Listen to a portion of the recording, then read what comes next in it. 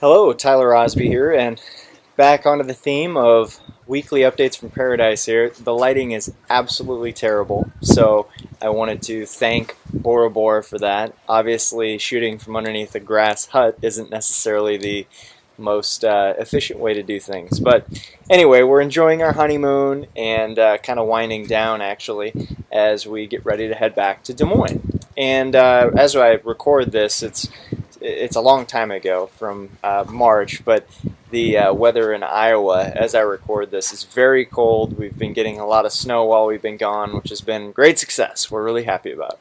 But today's update, I wanted to give you some advice on how to quickly give your credit score a boost. Because I think a lot of people don't realize that it's actually pretty easy to give yourself a quick little credit score boost if you carry balances on your credit cards.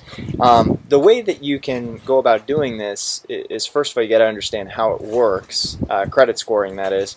And one thing that is a huge piece of your credit score is your usage of revolving debt. So, for example, if you have a $1,000 credit line with a credit card company and you have a $900 balance, you're at a 90% utilization rate.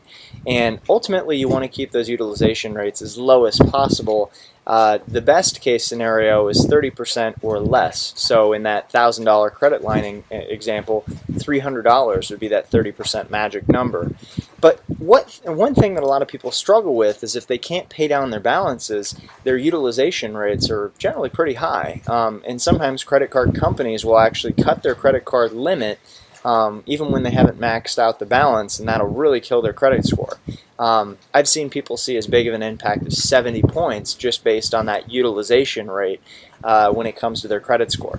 So my advice today is kind of a quick little ninja trick on how you can go about getting your credit score to quickly increase. Now, I want to be very clear, this isn't any kind of a trick that will help you out in terms of paying off your debt more quickly or anything else in that sense. What it will do is it will help kind of beef your credit score up for the short term so you can qualify for the best interest rates and whatever the situation may be.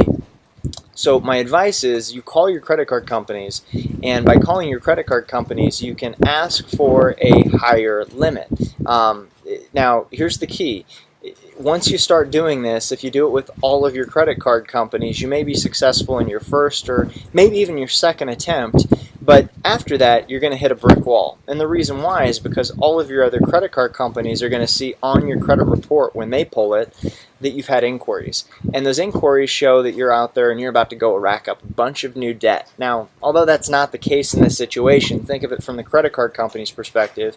If they've got a client who's going out to ask for new credit limit increases everywhere they have credit, chances are they're about to go rack up a bunch of new credit card debt. So they'll give you a big fat no on that one. So my advice is if you're going to do this and you're going to employ this strategy, I would figure out which credit cards you have that have the best interest rate terms, you know, the things that you'll probably carry a balance on while you're trying to accelerate the payoff of the others, and concentrate on those credit cards before you do the others. So I do that before I start making calls. But all you do is you call in and say, hey, I'd like a credit line increase. I've been, good on my payment history. Hopefully, if you're not, you can pretty much throw out this option anyway.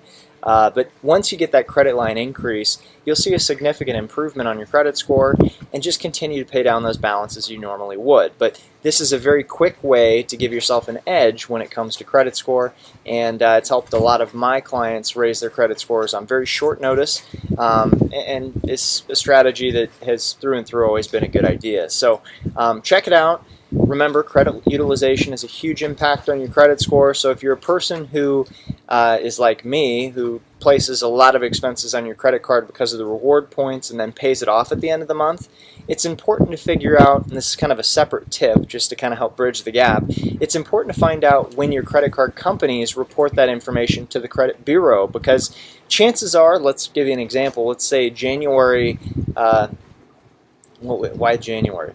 Let's say March 20th, your payment's due, but they report your information to the credit bureau March 10th. Well, it would be really helpful to know that, because if you knew that, you would just pay off the credit card by March 9th.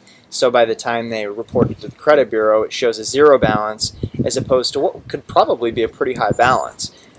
So if you figure out what that reporting date is. You'll be able to make sure that you're able to pay it off before it's reported to the credit bureau, which will help you significantly. So that's actually kind of 2 tips for 1 week, and hopefully it helps you out and helps out somebody that you know. If you know somebody who's really challenging at bringing up their credit score, or someone who just generally carries a balance on their credit card because they're trying to become debt-free, this in the meantime will help them out in giving them a quick rebound on their credit score. So till next week, I hope you're having a beautiful day. Today is gorgeous in Bora Bora. It's been windy, and the storms actually blew through, but hey, I've been looking at this on my screensaver for years, and if you've ever been in my office, you know that I have the photo of the grass huts there up above the desk.